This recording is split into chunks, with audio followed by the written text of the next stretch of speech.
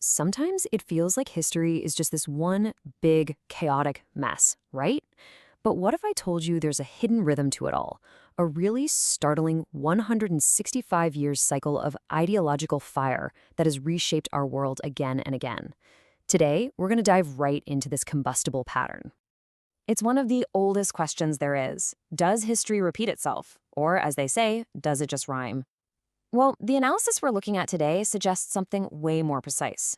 A pattern that doesn't just rhyme, but actually seems to follow a surprisingly predictable and incredibly turbulent timetable. So the idea here is that there's this recurring 165-year window where ideologies just catch fire. Wars become moral crusades, and new nations are literally forged in the flames. It's kind of like a phoenix cycle. Societies burn down only to be reborn from the ashes. And it's the shocking consistency of it all that makes it so fascinating.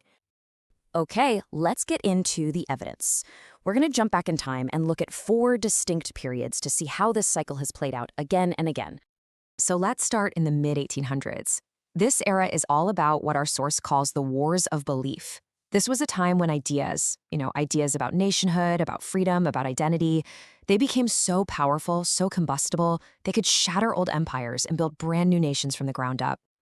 And you can see this happening all over the globe at the same time. The American Civil War, that wasn't just about territory, right? It was a moral crusade, fueled by this powerful, mythic nationalism. In Europe, Germany and Italy weren't unified by treaties. They were forged by blood and iron. And in Japan, the Meiji Restoration was this violent, revolutionary reinvention of a national identity. In every single case, a new state was born in blood. All right, now let's rewind another 165 years. Back here, the main conflict was about something called dynastic ideology, which is really just a fancy way of asking who actually has the legitimate right to rule.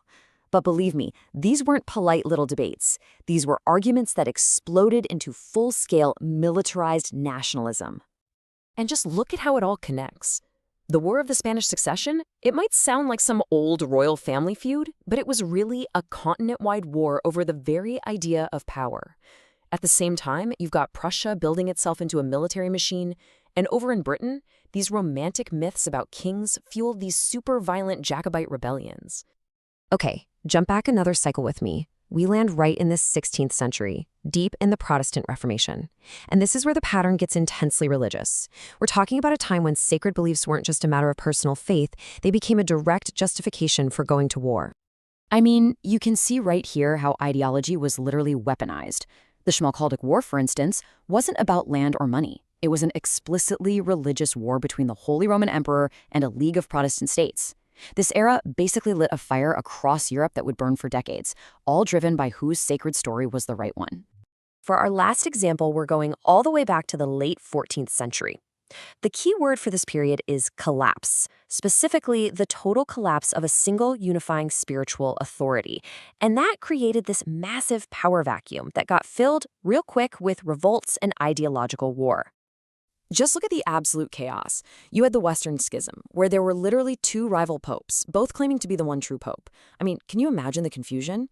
And that kind of instability creates a vacuum, right? And into that vacuum rushed things like the Peasants' Revolt in England, which was driven by radical new ideas.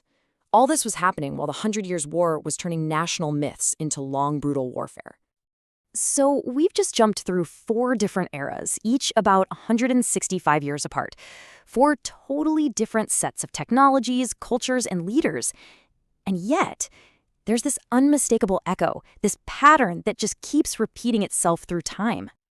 So what is it? What's the common thread that ties a civil war in America to a papal schism in medieval Europe and to the birth of modern Japan? What exactly is this pattern?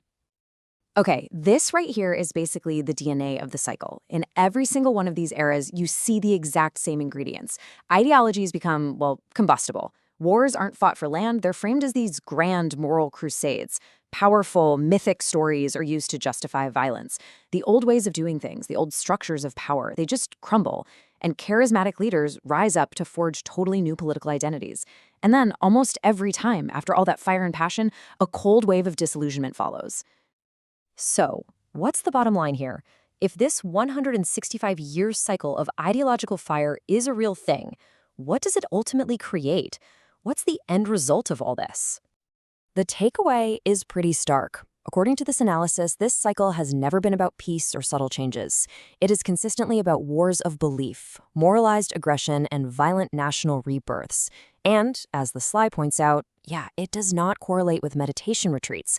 This is a pattern of massive, transformative, and often brutal change. So what does this whole combustible cycle produce? At the end of the day, it's something both incredibly simple and profound. It produces history. History itself. The huge turning points, the nations we live in, the very ideas that define us, they are all products of this recurring fire. Which, of course, leaves us with a final and pretty unsettling question. Where are we in this cycle right now?